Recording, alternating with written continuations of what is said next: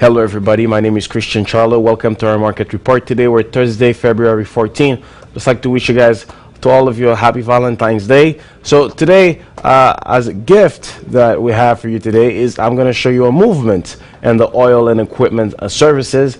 The vector is in a clear breakout. It's keeping an upward trend and breaking that important resistance. The volumes are there. And also on the stochastics, we see that we're making a higher bottom. So that shows you that buyers are willing to get in at a higher price in the oil and equipment services. So what are the stocks that today are in a breakout? There is, first of all, Schlumberger.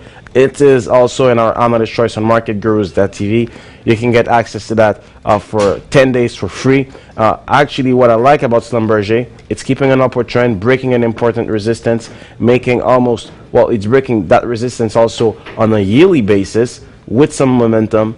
And the stochastics are showing that there's some buyers who are getting in right now, so there's still some room to go before we reach the overbought situation on Schlumberger. So that's why that stock is in our analyst shorts on marketgurus.tv. There's also Lufkin Industries, which is pretty nice because it is breaking that important resistance here. So the stochastics are making a higher bottom, so that shows you that there's some buyers who are willing to get in at a higher price on Lufkin Industries. There's also Caldive, which is keeping an upward trend and breaking that important resistance that started ever since the month of July here on Caldive. And the stochastics are showing that there's some momentum on the upside. Same thing for Halliburton, except that for Halliburton, well, yeah, Halliburton it's actually pretty good, except that there's that corridor here. So we're reaching the top of the upward corridor. So that's why, as compared to Schlumberger, that stock, even if it's going up, you should expect eventually a pause here on Halliburton because it's reaching the high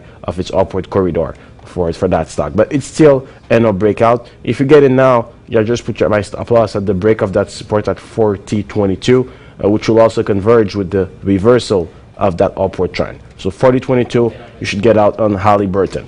Elsewhere, there are some stocks that you should put on your watch list for a potential breakout. You have Precision Drilling Trust, trend stands at 938. That will be a buying opportunity.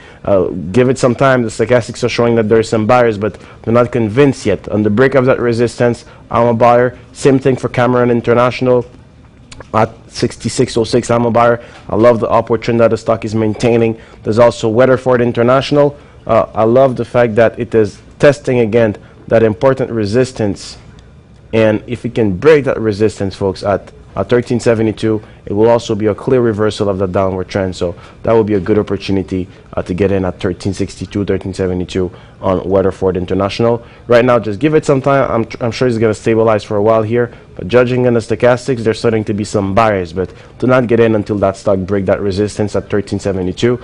And your stop loss should be at the break of that support at about 1264 approximately for Weatherford International.